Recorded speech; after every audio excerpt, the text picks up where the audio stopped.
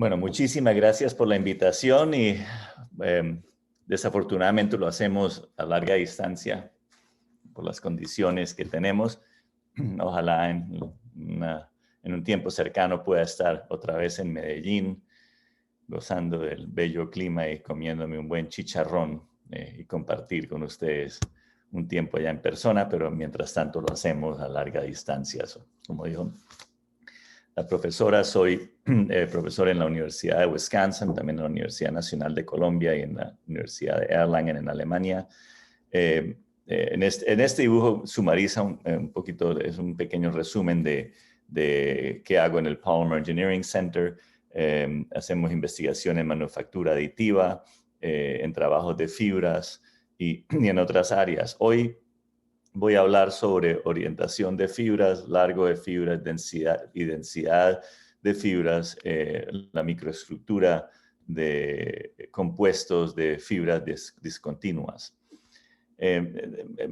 Primero les quiero dar un vuelo de pájaro, una vista desde arriba de qué tenemos en compuestos de fibras. Entonces miremos primero los tres dibujos que están arriba en esta gráfica. Tenemos un compuesto con fibras discontinuas, tenemos una matriz y dentro de la matriz están las fibras o de vidrio o de carbón. Tenemos primero que todo el largo de la fibra.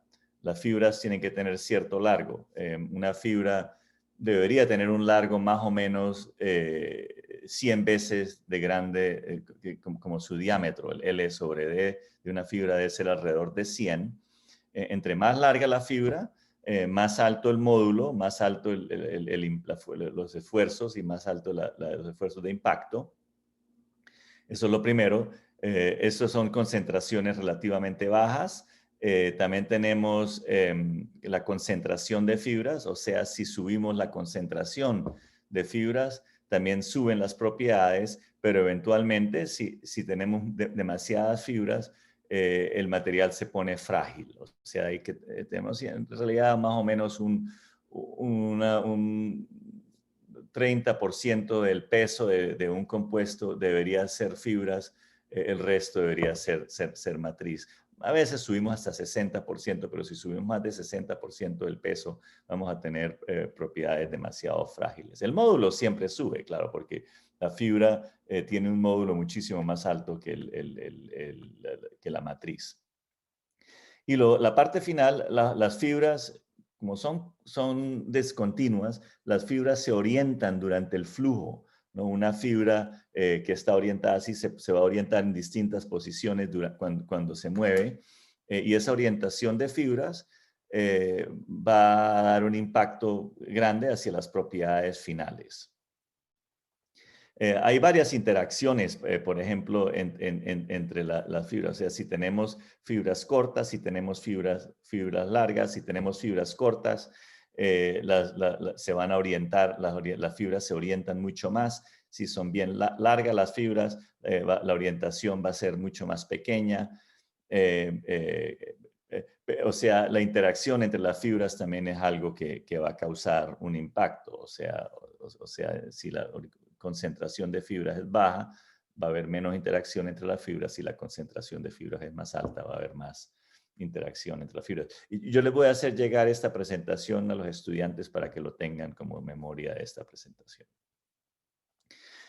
Miremos, como esto también es un poquito para aprendizaje, miremos cómo podemos evaluar la orientación de fibras. Entonces aquí tenemos una cajita, un volumen pequeño, y en ese volumen pequeño tenemos fibras que están orientadas aleatoriamente. O sea, tenemos fibras orientadas en todas las direcciones igualmente. O sea, el chance de tener una fibra que está orientada así es igual de alta al chance de encontrar una fibra que está orientada así o así.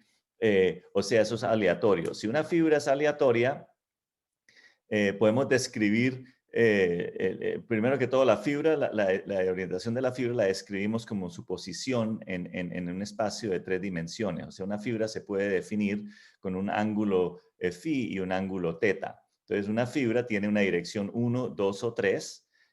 o sea, el vector que define la posición de una fibra se puede definir por P1, P2 y P3, que es un vector unitario, o sea, por el coseno de phi y el seno de teta. Si hacemos un producto de P y PJ y lo integramos alrededor de una probabilidad de fibras, podemos definir un tensor. Ese tensor A y J es el tensor que representa la orientación de fibras. O sea, por el momento, ojalá no los haya perdido todavía. Lo más importante es que entiendan las dos figuras que están en el lado derecho. O sea, el tensor A y J se ve así, como está acá, si tenemos un sistema completamente aleatorio. Si tenemos un sistema de fibras completamente aleatorio, el A11, A22 y A33 es igual y debería ser un tercio cada uno porque la diagonal de este tensor suma a 1. O sea, si ustedes ven un tensor que representa la orientación así, sabemos que es una orientación aleatoria en 3 dimensiones. Si tenemos este tensor y tenemos un medio acá y 0 ahí, es aleatoria en el plano 1, 2. Si el tensor se ve como se ve acá, eso significa que todas las fibras están orientadas en dirección 1. O sea, ese es el tensor de orientaciones. El tensor de orientaciones nos da la información de cómo en general el promedio están orientadas las fibras. Y el promedio está acá. Este es un promedio. Eso es el promedio, está integrado sobre las probabilidades en todas las direcciones. Bueno, con eso definimos qué es el tensor de orientación. Un momentico, ya. Entonces, una fibra misma se orienta, ella cambia su orientación. Entonces vamos a hacer una simulación de fibras directas. O sea, aquí tenemos una fibra que es relativamente larga, un diámetro bien pequeñito, de una centésima de largo. Tenemos un flujo de cizalla. Si tenemos un flujo de cizalla, sabemos si la fibra siempre va a mover hacia la derecha. Si está la parte que está arriba, la parte que está abajo se va a mover a la izquierda. Entonces lo que vemos ahí es lo que se llama un Jeffrey orbit. Cuando está a 0 grados, la fibra rota muy despacio porque la parte de arriba de la fibra, esta parte rota un poquito más rápido que esta hacia el otro lado. Pero cuando es vertical, rota más rápido. O sea, los chances en flujos de cizalla de captar a la fibra, si le tomo una foto a la fibra, los chances son más altos que la va a encontrar orientada a 0 grados. Ese es el efecto hidrodinámico. También, claro, las fibras van a tener una interacción. Aquí tenemos una fibra horizontal que la mantenemos fija. Entonces, la fibra está rotando hacia allá, toca esta fibra y hace una interacción. No puede cruzarla porque dos fibras una no puede cruzar a la otra, sino se tienen que tocar, no se pueden interpenetrar. La otra cosa es una fibra puede ser relativamente, puede tener un módulo relativamente bajo si la fibra es bien larga o si tenemos una fibra como el papel.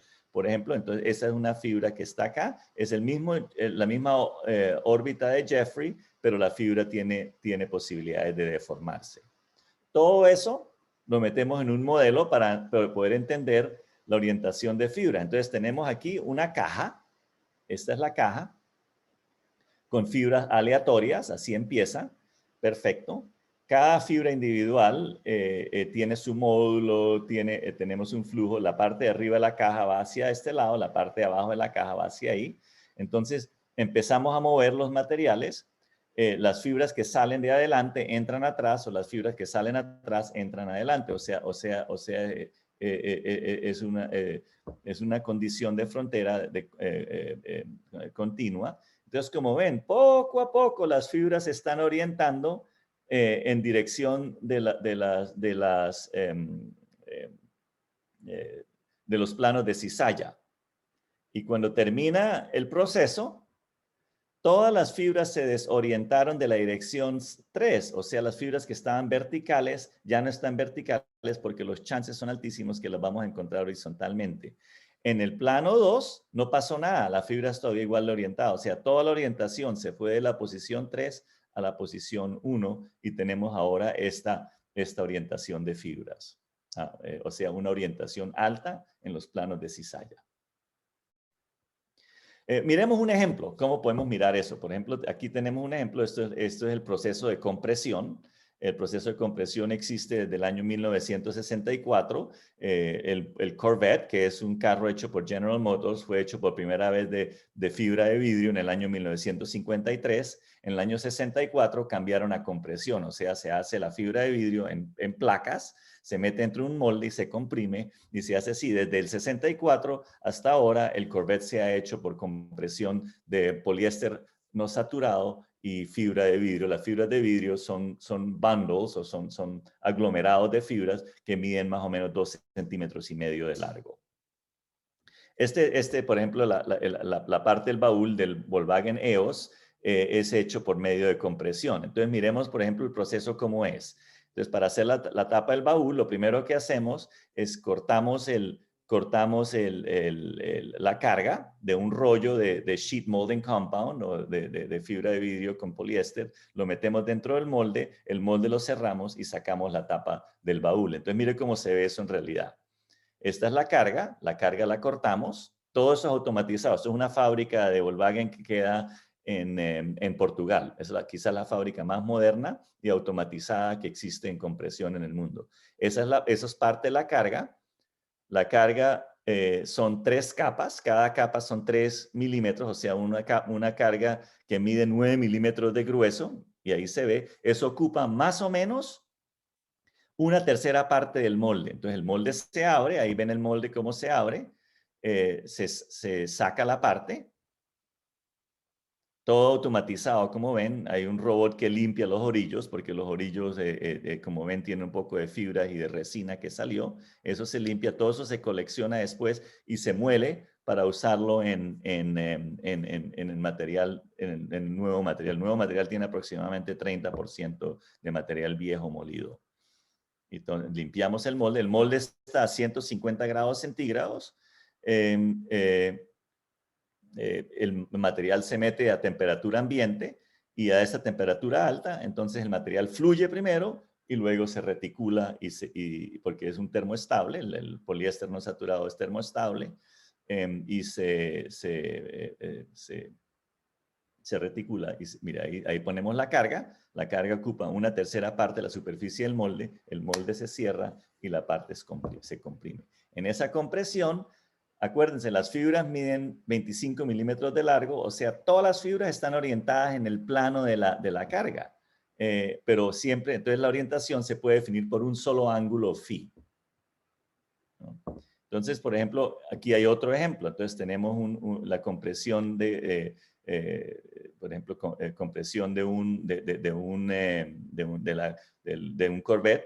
Lo comprimimos. Un momentico, quizás saltémonos de ahí. Miremos esta parte. Entonces, vamos a hacer una compresión de una parte que mide de una carga cuadrada. La carga cuadrada tiene 30% de fibras por volumen, pero como es difícil de meter las fibras a mano en este modelo, entonces la hacemos primero a 3% y comprimimos la carga y la estamos comprimiendo sin flujo para hacer una carga de sheet molding compound. Aquí está.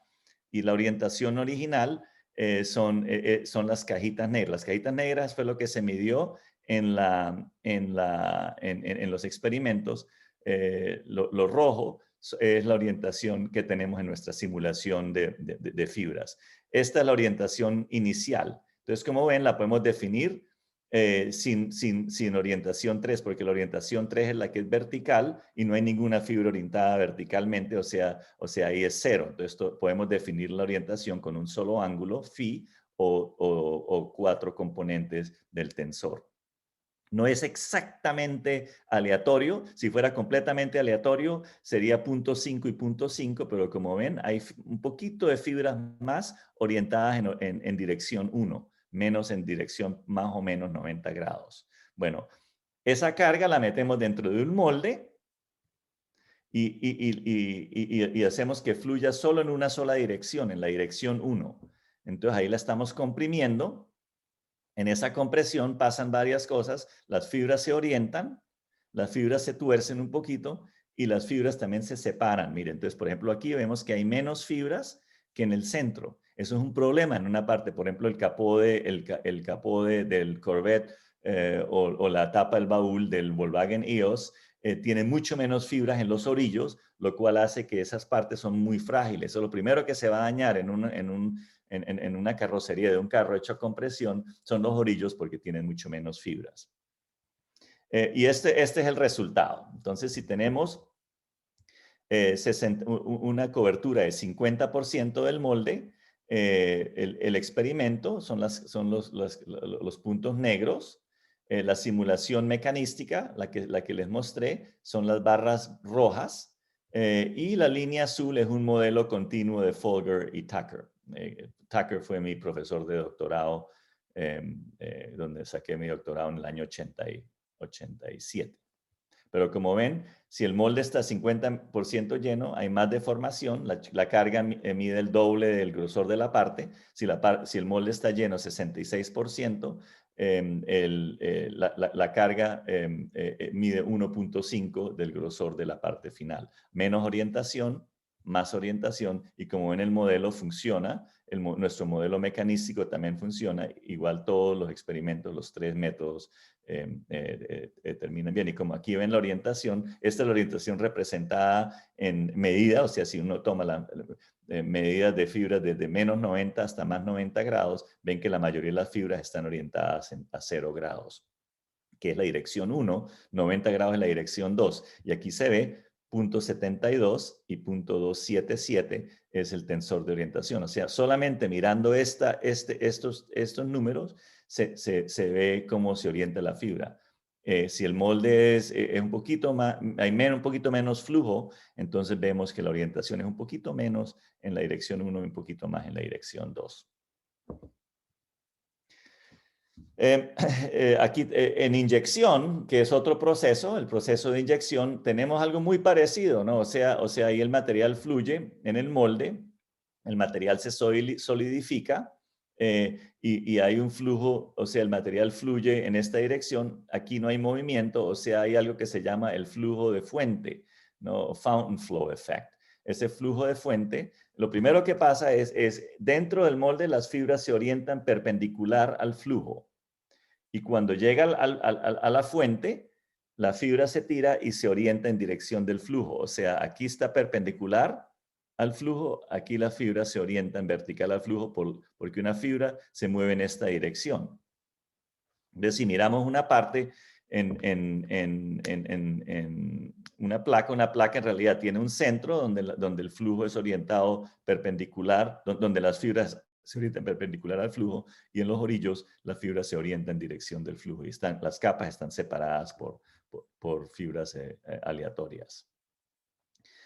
Miremos aquí, mire, entonces nosotros todo eso lo queremos porque queremos simular el proceso.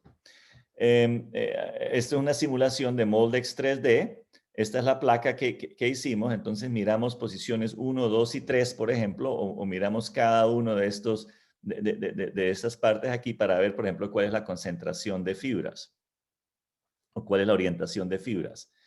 Si miramos la orientación, y eso es en el punto 1, miramos la orientación en el tensor A11 es la dirección de flujo. La dirección de flujo, en la dirección del flujo, las fibras están orientadas en el centro, las fibras están orientadas en la dirección perpendicular al flujo. Aquí ven, este es el tensor A22 y eso es por el grosor de la parte. En dirección de flujo son las capas. Las capas están orientadas en dirección del flujo. El centro está orientado en dirección perpendicular al flujo. Y eso lo reconoce uno aquí simplemente mirando el tensor como función del grosor de la parte.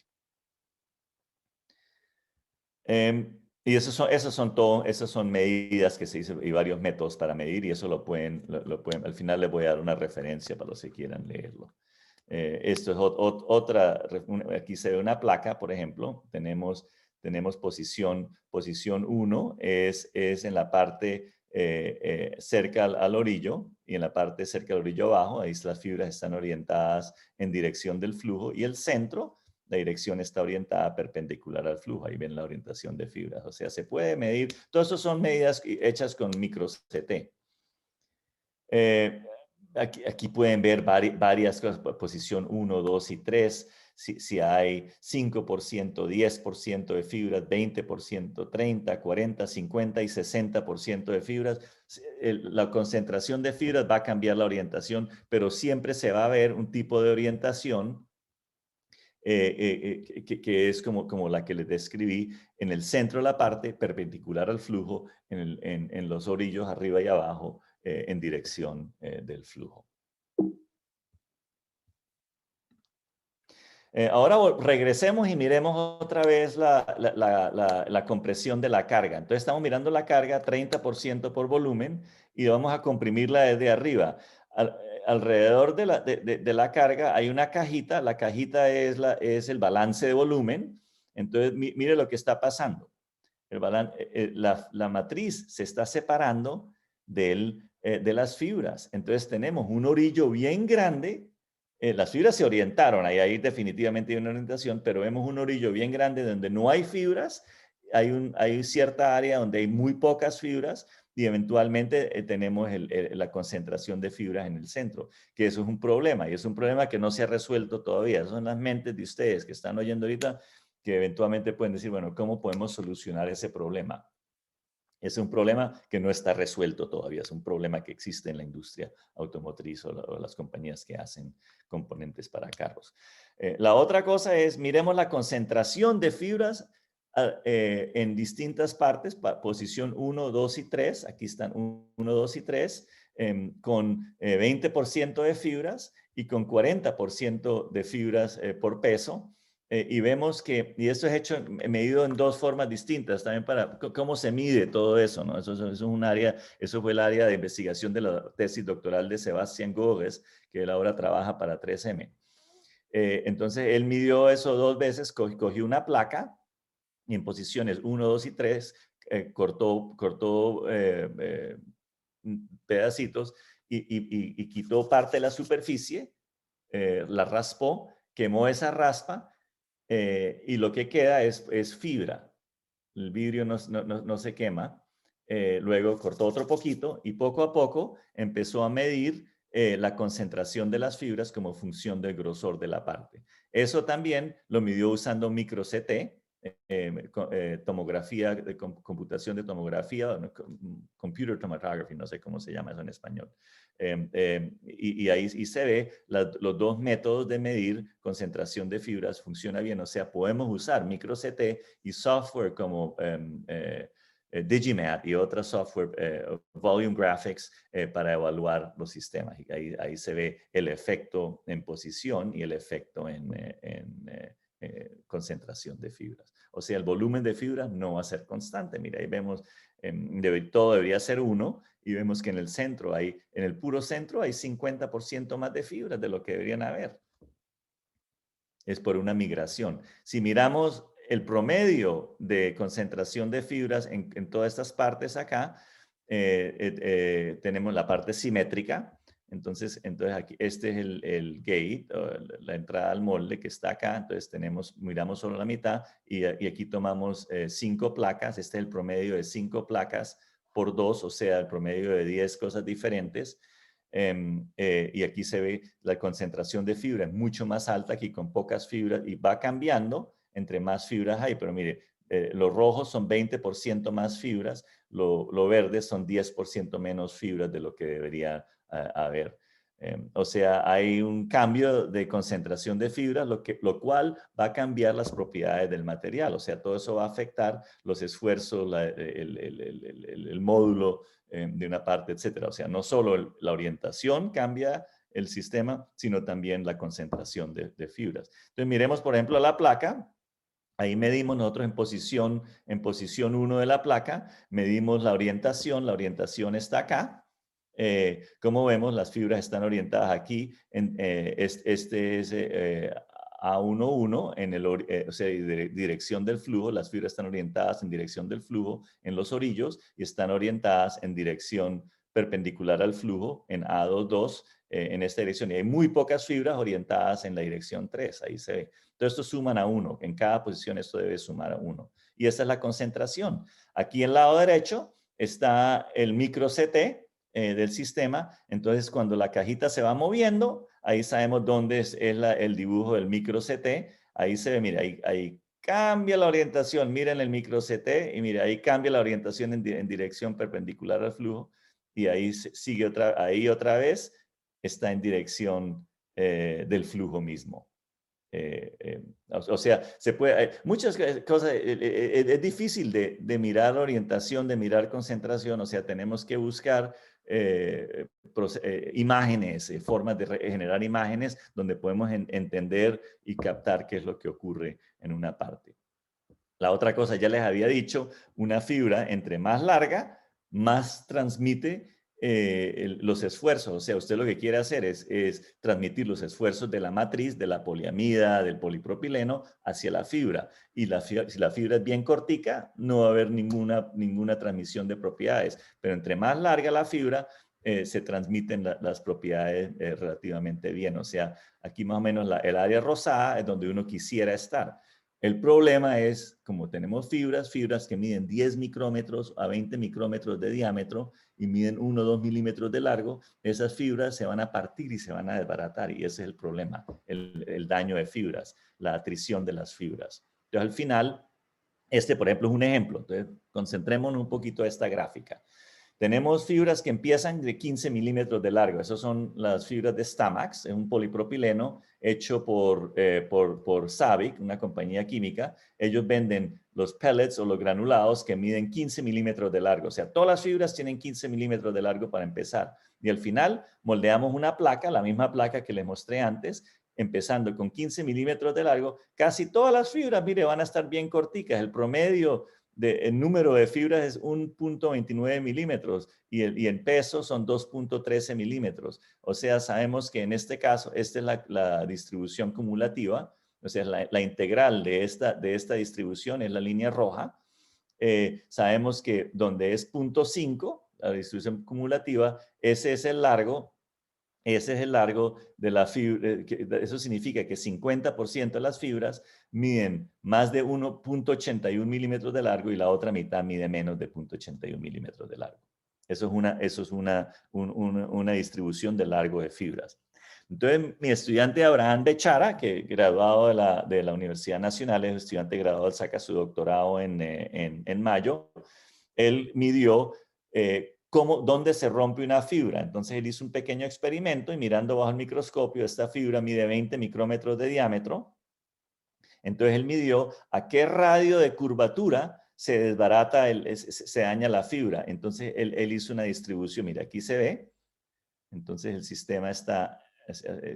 Y ahí se rompió la fibra. Entonces ahí él supo, bueno, se rompió, digámosle, a 220 micrómetros de radio. Hizo una distribución. Entonces sabemos, algunas fibras resisten hasta 125 micrómetros de radio. Esas son fibras que no tienen ningún daño, pero si hay una pequeña rayita en la superficie de la fibra, eso lo va a desbaratar mucho más rápido y pueden haber fibras que se rompen a 375 micrómetros. Entonces hay una distribución de daño. Si hacemos una simulación, hagamos la misma simulación con partículas, aquí tenemos una fibra bien larga, está en cizalla, la parte de arriba va hacia la derecha, la parte de abajo va hacia la izquierda, y ahí se ve poco a poco está rotando la fibra, poco a poco está rotando la fibra. Un momentico, creo que no espiché el botón. Ahí sí, ahora sí, mire. Y ¡pam! Se rompió. Entonces ahí estamos usando el sistema que Abraham midió, donde tenemos el radio de curvatura que destruye la fibra. Y aquí sigue rotando, mire, es la órbita de Jeffrey. Sabemos que las fibras siempre van a estar orientadas en dirección de la cizalla, ¿no? En la superficie de la cizalla. Y ahí mire, y así se rompen, y eso no lo sabíamos nosotros. Ese es el modo de ruptura. Entonces, mi estudianta Tina hizo unos experimentos. Los experimentos son las líneas sólidas. en un flujo de cizalla, hizo la simulación y simplemente hizo la simulación de cómo se dañan las fibras en un flujo de cizalla. Y aquí se ve la simulación funciona relativamente bien y concuerda relativamente bien con los experimentos.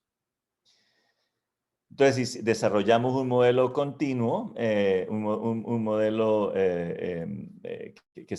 donde sabemos que el daño a la fibra o la degradación del largo de la fibra es una función del largo de la fibra misma. Eso lo integramos. Mire, tenemos este modelo. Entonces, una fibra que empieza a 15 milímetros, si tenemos baja cizalla, llega a este punto. Este es el largo infinito. Si la cizalla es bien alta, llega a este punto. O sea, podemos, y con eso entonces, este es el modelo, lo pueden mirar después los que están interesados. Hicimos este flujo de cizalla con el que Tina comparó los experimentos. Mira, aquí tenemos temperatura 250 grados, tenemos dos RPMs de 50 y 150, con 50 menos cizalla, con 150 3 veces cizalla y fibra de vidrio de 30%. Empezamos con 15 milímetros de largo. Y aquí está 50 RPMs, bajamos al largo infinito, tenemos un largo de número y un largo de peso. El largo de peso siempre es más alto, porque la fibra más larga, una fibra que mide 5 veces de largo, una pequeña debería contar 5 veces más, y a 150 RPMs el daño de la fibra es más rápido y el largo final es mucho más cortico. Y como vemos, el modelo, que es la línea, y los experimentos concuerdan relativamente bien. O sea, tenemos ahora un modelo que funciona. Hay modelos que se usan de mi profesor Tucker, él tenía un modelo, pero ahí el modelo no funcionaba muy bien. Este lo estamos implementando en simulaciones. Ya cuando tenemos orientación de fibras, volumen de fibras, largo de fibras, podemos tomar sistemas, simularlo y con eso predecir las propiedades de los materiales. Y hay 3 formas distintas de cómo hacerlo: uno barato, uno un poquito más caro y uno bien caro. Entonces les voy a mostrar. Si usamos el más barato, entonces esto es un proyecto que se hizo con la Toyota en Ann Arbor, una placa que se inyecta acá. Tenemos, por ejemplo, si cogemos este elemento que lo cortamos, lo medimos. Entonces, aquí tenemos las orientaciones. Esto es la orientación A11. Así hacemos la simulación de esfuerzos. Si hacemos un promedio normal, o sea, simplemente sin ver la orientación como función del grosor, tenemos la medida es roja y CAE es azul en dirección longitudinal y en dirección transversa, ¿no? O sea, tenemos uno longitudinal y tenemos uno transverso. El longitudinal tiene más esfuerzos, resiste más esfuerzos y el transverso tiene menos. O sea, la medida, este es longitudinal, esto es transverso, y en la simulación este es longitudinal y este es transverso. No concuerda más o menos, pero no concuerda bien. Entonces lo que tenemos que hacer es usar algo como Digimat para evaluar el sistema. Si usamos 16 capas, ahí sí tenemos un resultado mucho mejor. Y aquí está, medido CAE, medido, mire, exactamente como el CAE, y en dirección longitudinal y en dirección transversa. Si usamos 8 capas, también nos funciona, no está mal, ¿no? Mira, ahí se ve hasta con 4 capas. Tenemos algo que es mucho mejor que si no usáramos ninguna capa. O sea, podemos traducir la orientación de las fibras, el volumen de las fibras y el largo de las fibras a propiedades mecánicas. Y eso es lo que nosotros queremos al final. Queremos al final saber exactamente cuántos esfuerzos puede resistir la estructura del carro. Por ejemplo, no solo el capó, sino donde está la silla del carro, donde hay estructuras, muchas partes estructurales son hechas con polipropileno y fibra de vidrio para hacer carros más livianos, ¿no? Queremos carros más livianos para poder tener carros eléctricos que caminen mucho más tiempo o carros de gasolina que usen mucho menos gasolina. Mucho de esto se puede referenciar en un libro que acabamos de publicar este año con los colegas de Toyota, Umesh Gandhi y Yu-Yang Zhang, y mi ex estudiante de doctorado que ahora está en 3M, Sebastián Gómez. Y con eso terminé mi presentación. Ojalá no me tome mucho tiempo. Me dijeron que 40 minutos, ¿no? Sí, no, está muy bien. Agradecemos al profesor Tim Oswald por su presentación. Recuerden que tenemos un espacio para preguntas. Si alguien tiene alguna pregunta, se la puede hacer directamente al profesor. Si desea, la puede poner en el chat y adelante. Están bienvenidos Y a preguntar. yo lo leo del chat o cómo hacemos. No, yo lo puedo leer Ah, y ok, yo podría perfecto. dirigir la discusión. Todavía ven mi... Sí, aún estamos viendo la pantalla.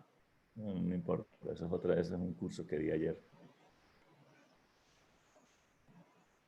De pronto tengo que regresar a la presentación, ¿no? ¿Dónde está mi presentación? Me perdió. Ah,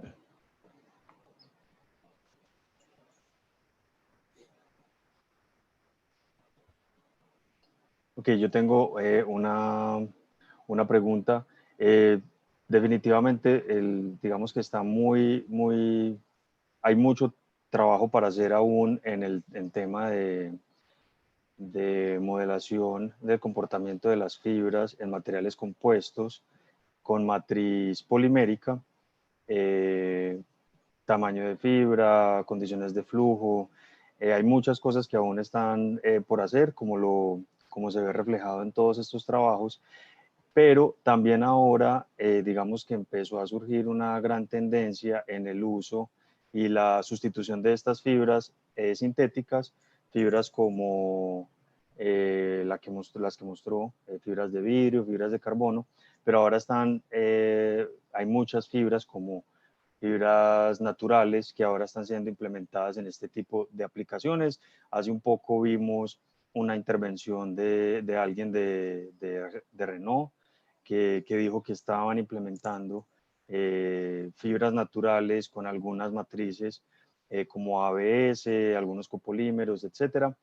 Entonces mi pregunta va muy dirigida a eso. Este tipo de fibras que, digamos, están bastante estudiadas, aunque todavía hay mucho por hacer, ¿cómo pueden verse o cómo se puede hacer esa transición al comportamiento de fibras naturales que tienen una estructura y una superficie en especial como la rugosidad? Vemos que hay algunas fibras naturales que cuando entran en contacto con el flujo sufren una deslaminación y empiezan a volverse como unas estructuras mucho más complejas. Entonces, ¿cómo podríamos aplicar todos estos conocimientos y escalarlos o transmitirlos a este sí, nuevo campo que definitivamente se está tomando la ciencia de los materiales compuestos con matriz sí, polimérica? sí, todo eso traduce también a fibra natural. Hace 2 años una estudiante de doctorado mío, Catarina Albrecht, su tesis doctoral fue toda acerca de polipropileno reforzado con fibra natural. Y hicimos con sisal, con hemp, que es la fibra de la marihuana, fibras distintas de coco, coir. Y en Colombia se ha hecho mucho. El profesor Hidalgo en el Valle ha hecho trabajos muy bonitos con fibra natural y hay muchas ventajas con la fibra natural. Bueno, primero que todo es sostenible. Segundo que todo, es más liviano. La fibra natural es mucho más liviana, o sea, se le puede bajar el peso mucho más. Y más importante, lo cual casi nadie le ha puesto atención, es el coeficiente de expansión térmica, es muy parecida al polímero, mientras la fibra de vidrio tiene mucho menos expansión térmica. Entonces, si las fibras están todas orientadas en una dirección, la parte se va a encoger más 90 grados de esa dirección que en la dirección de orientación si es fibra de vidrio. Ese efecto es mucho menor con fibra natural. O sea, la fibra natural va a bajar el alabeo de las partes. Y el alabeo es algo muy complejo y muy problemático para la industria automotriz. Usted si va a poner el dashboard, ¿cómo se llama lo que va adelante en el carro? El bumper. No, adelante, dentro, donde va el timón, ahí pegado al timón. Ah, ok, el tablero. El tablero del carro es generalmente inyectado con polipropileno de fibra de vidrio, pero hay mucho alabeo, ¿no? Entonces a eso hay que reforzarlo ahí. Si lo hacemos con fibra natural, hay mucho menos problema. Nosotros hicimos un proyecto con la Ford en Alemania donde implementamos varias partes del Ford Focus como función del Ford Focus con fibra al fin terminamos usando fibra de madera como acerrín normal. Y lo otro que usted decía es la dispersión de las fibras. Usted empieza con fibras que se ven así, ¿no? Y se abren, ¿no? Donde hay eso nos lo llamamos dispersión. Eso también existe con fibra de vidrio y eso lo estamos estudiando nosotros ahorita con mi estudiante Héctor Pérez, que está estudiando la dispersión, cómo se abren las fibras, cómo se puede eso modelar, ¿no? Porque una fibra dispersa puede dañar mucho más, pero al final la necesitamos dispersas, porque lo que queremos es un diámetro más pequeño y un largo más grande. Pero dispersa la fibra, tiene un diámetro menor y se puede dañar más rápido. O sea, es un balance entre dispersión y daño de fibras. Muy interesante, ahí hay mucho que hacer. Y la fibra natural es una belleza porque hay toda clase de fibras, muchas que no ni se han estudiado. Sí, o Sí, sea, así es. sí. Ok, acá en el chat hay un par de preguntas. La primera la hace Laura Valencia. Ella pregunta, bueno, acá en la presentación vimos un enfoque muy hacia la industria automotriz, basado pues en su experiencia y en los últimos desarrollos, y nos pregunta en qué otras aplicaciones se podría aplicar esta investigación, si ya han incursionado en alguna otra diferente a la automotriz. Sí, claro, o sea, y en particular fibras rellenas con fibra natural, por ejemplo, para cualquier cosa en el hogar, ¿no? O sea, hoy en día, por ejemplo, hay partes del motor de una aspiradora, son hechas a compresión, a inyección con fibra de vidrio, todo eso se puede reemplazar con cosas también más livianas. Ahí también queremos algo más liviano, ¿no? O sea, para cosas del hogar. Y por mí, fibra y compuestos sería buenísimo para infraestructura, ¿no? O sea, por ejemplo, puentes más livianos hechos con fibra, y ahí ya no es la orientación, sino pueden ser fibras continuas. Em, em, en aplicaciones biomédicas, ¿no? También se puede, o sea, las aplicaciones son en cualquier parte donde esté una parte metálica, si la quiere hacer más liviana, se puede hacer con compuestos.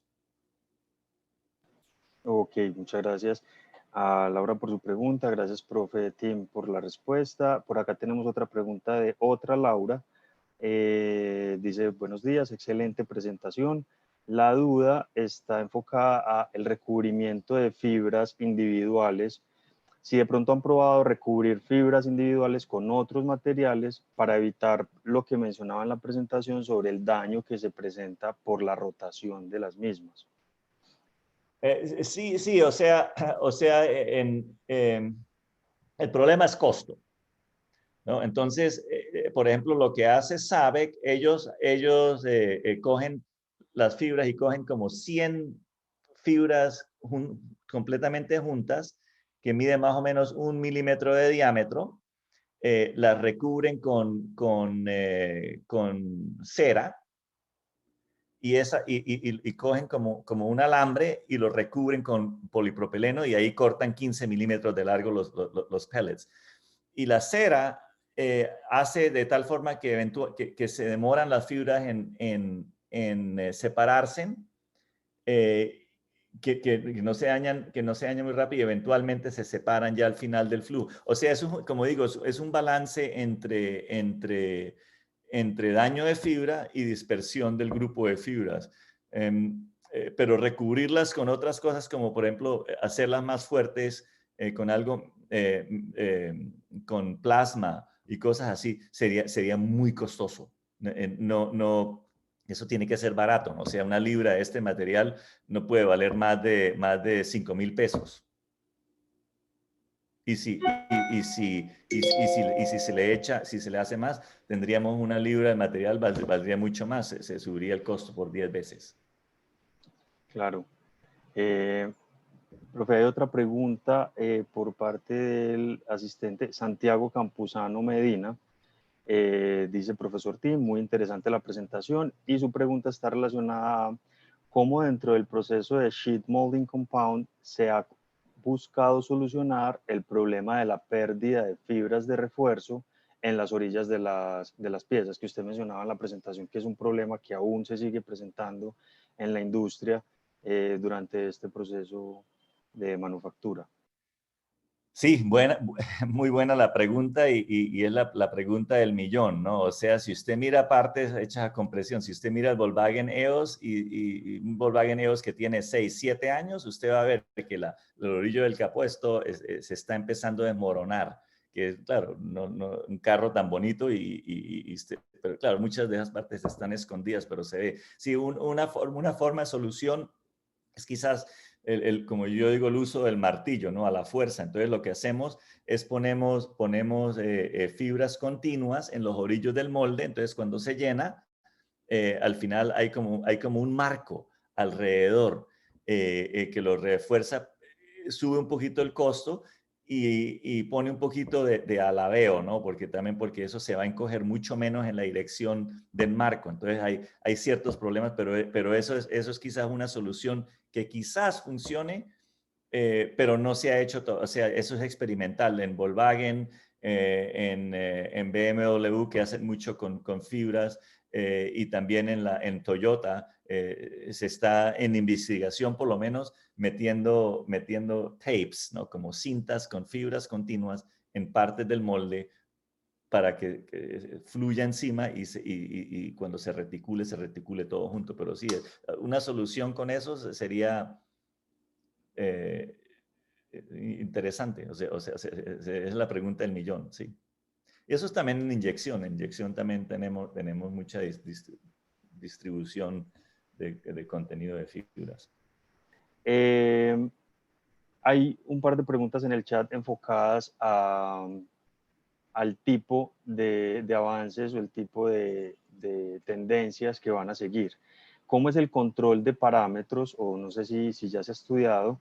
¿Cómo es el control de parámetros cuando estos procesos se llevan a procesos ya de manufactura aditiva?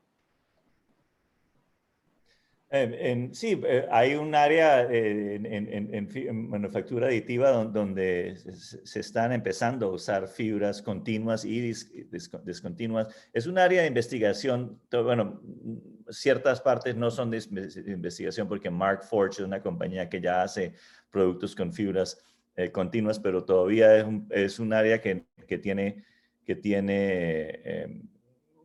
malentendidos y un área de investigación. Por ejemplo, el SLS, Selective Laser Sintering, se pueden meter fibras, se pueden meter partículas de vidrio, esferitas de vidrio, huecas, por ejemplo, las que hace 3M, y hay mucho, pero eso todo todavía está en el área de investigación y es un área muy importante. En el momento estamos trabajando con un grupo de Journal of Polymer Composites que vamos a hacer una publicación de uno de los issues que se concentra a fibras, a compuestos en manufactura aditiva. Es un área de investigación abierta, es un área muy emocionante. Sí.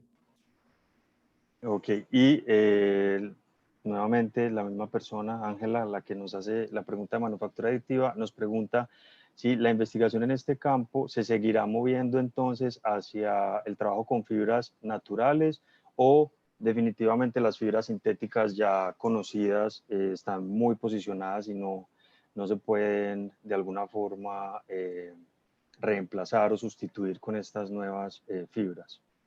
No, yo creo que sí hay campo, claro que hay un campo grande para fibras naturales, pero yo creo que las fibras de vidrio y las de carbón van a continuar también como uso, ¿no? Y yo diría, bueno, una fibra de vidrio también es relativamente sostenible, ¿no? O sea, el vidrio se hace de arena, ¿no? No es un producto de petróleo, ¿no? Entonces, ya poniendo la palabra sintética, le da un contexto relativamente negativo, ¿no? Diría yo.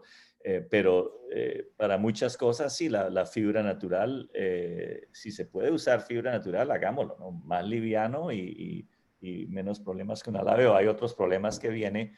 Yo diría investigar con todo eso sería perfecto porque ahí es donde vamos a resolver los problemas. Y hay problemas, con lo mismo como hay problemas con fibra de vidrio, hay problemas también con fibras naturales. Pero yo no creo que uno va a reemplazar al otro.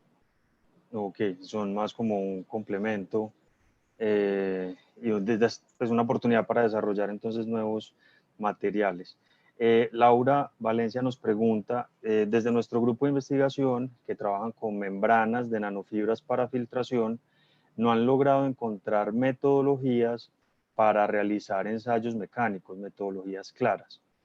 Sobre todo, dado el tamaño, es muy complejo hacer el análisis de una sola fibra y de medir su área transversal. Entonces, desde su experiencia, ellos preguntan qué podría recomendar usted o si hay alguna metodología establecida para hacer este análisis de fibra, sobre todo a nanoescala. Sí, en realidad hay mucho que pueden usar de lo que hemos hecho nosotros. Por ejemplo, lo primero que yo haría sería hacer un proceso de imágenes, ¿no? O sea, tomar una micrografía de estos sistemas y con esa micrografía se puede hacer un análisis usando como Volume Graphics o cualquier otro software para hacer el análisis de orientación o medirlo a mano, no sé, pero medir la orientación es uno, medir la concentración es otro. Claro, no podemos usar MicroCT. MicroCT no vamos a poder usarlo porque el MicroCT lo más pequeño que podemos usar es quizás 2 voxels de 2 a 3 micrómetros de tamaño que no se va a poder ver. Pero yo diría tomar micrografías y hacer análisis de imágenes. Ahí empezaría yo. Ya cuando hay una imagen de la orientación, se puede usar los mismos métodos para hacer si tenemos los esfuerzos de cada nanofibra, qué esfuerzos puede tener el módulo y todo eso, se puede hacer un análisis muy parecido con los programas comerciales como Digimap, por ejemplo. O se hace a mano, ¿no? O sea, mucho de eso se puede hacer a mano. En esas membranas, generalmente las fibras están orientadas en el plano de la membrana. O sea, podemos definir la orientación de las fibras todos con un solo ángulo, ¿no? Con el ángulo phi en un plano. O sea, la membrana es un plano en 1 y 2 y se puede definir ahí la orientación. Pero sí, análisis de imágenes, así empezaría yo. Ok, perfecto. Hablando de eso, profe, hay una de las diapositivas en las que nos mostraba cómo se iban orientando las fibras, que tenía como un pequeño video. Sí. Es más creo que va muy ligado a lo que acaba de preguntar Laura. ¿Cómo se hizo ese video? ¿Cómo se logra esa imagen resaltando la importancia de poder poner de una forma gráfica el comportamiento o la interacción entre la fibra y la matriz, que muchas veces es un reto, porque o nos lo tenemos que imaginar o tenemos que recurrir a modelos establecidos para poder predecir ese comportamiento, pero muchas veces la respuesta de los materiales es otra porque las condiciones son muy distintas o un modelo no logra abarcar todas esas condiciones a las que va a estar sometido, en este caso, la fibra. Ese videíto en donde veía cómo se iban orientando las fibras a medida que cambiaban los parámetros, ¿ustedes cómo lograron eso o si es una animación simulada? Sí, el modelo que nosotros desarrollamos por varios años es parecido a dinámica molecular, ¿no? Molecular Dynamics, donde se modela una molécula completa y cómo la molécula fluye, ¿no? En este caso, nuestra fibra es una barra dividida en varios elementos con elementos finitos. Se puede doblar esa fibra. Cada punto, cada nodo en el elemento finito, eso simulado, recibe esfuerzos por hidrodinámicos y recibe también, o sea, que dos fibras no se pueden cruzar. Entonces, si una fibra se acerca a la otra, hay un esfuerzo entre las dos fibras tratan de separarse. Y lo mismo también en la superficie del molde, una fibra no puede tocar el molde, no puede cruzar el molde, sino tiene que toca el molde y es influenciado por eso. Y eso es una sola fibra, luego se meten 2, 3, 4, hasta, o sea, cada fibra es un elemento, es un cuerpo separado. Por eso es Direct Fiber Simulation o simulación directa de fibras. Y al final, entonces, claro, qué software se usa para interpretar los resultados numéricos, pero es una animación que es simulado pero que tiene la física de los materiales. O sea, podemos hasta simular, ahí no se veía muy bien lo que hizo Tina, pero hay fibras que se parten y se parten en dos y se parten cuando el radio de la fibra es más alta de la que la fibra aguanta. Ok. Sí, y esa simulación, la simulación de daño de fibras que le mostré después, esa animación, yo creo que Tina se echó 2 semanas esperando que los resultados salieran. ¿Así? Sí, o sea, eso es bien, eso demora mucho tiempo. Sí. Me imagino el modelo tan robusto que tuvieron que implementar para poder correr esa animación. Sí. Bueno, no hay más preguntas y creo que ya también cumplimos nuestro tiempo. Profesor Tim, ha sido un placer tener este encuentro con usted. Muchísimas gracias por brindarnos este espacio. Muchas gracias por sumarse a esta iniciativa que, que comenzamos hace ya unos meses y que hemos venido recogiendo muchos frutos. Muchísimas gracias por su tiempo, por la temática. Creo que más de uno está esperando en serio la presentación. Si nos la puede compartir sería un gran regalo Sí. para todos nuestros asistentes, para subirla a nuestras redes. Y bueno, les deseo un feliz día a todos. Muchísimas gracias. No sé si de pronto Ángela quiera agregar algo más. Sí, quería preguntarle una cosita a Tim, si nos puede compartir lo del curso que van a hacer en enero, creo, que nos habías dicho. Sí, cierto. En enero, a finales de enero, vamos a hacer un curso con AFIT, con el Instituto del Caucho, y es un curso que se va a llamar Ciencia de Polímeros para Ingenieros. Donde abuelo de pájaro yo les muestro en varios seminarios, uno detrás de otro por 16 horas, cómo un ingeniero puede bregar con polímeros. Y es basado de mi libro Ciencia de Polímeros para Ingenieros. Súper, muchísimas gracias. Creo que vamos a tratar de pasarles la información a la gente de la red a través de correo para las personas que estén interesadas. Sí, Ángela, entonces, ¿usted conoce a Iván López del instituto? Yo no directamente, pero Mauricio y Carolina creo que sí. Sí, contacten, porque lo único que sé en el momento es que el curso va a ser a finales de enero y va a ser virtual. Súper, vale. Pero es un curso que son 16 horas, entonces esa parte virtual, entonces yo voy a estar 2 horas en 2 días diferentes en una llamada Zoom para responder preguntas sobre el curso. Como es virtual, bueno, es un balance, ¿no? Entonces, 2 horas van a ser virtuales, pero no pregrabados, sino presente. Ok, muchísimas gracias. Entonces, pues a todos muchas gracias. Como estaba diciendo Mauricio, ya les mandaremos información sobre este curso que seguramente es del interés de mucha gente. Sí. Yo les mando qué contenido tiene. Perfecto, perfecto. Profe, mil gracias. Les deseo un feliz día y feliz día para todos. Muchas gracias. Fin de semana a todos. Chao. Igualmente. Muchas gracias, profe. Que esté muy bien. Chao, chao.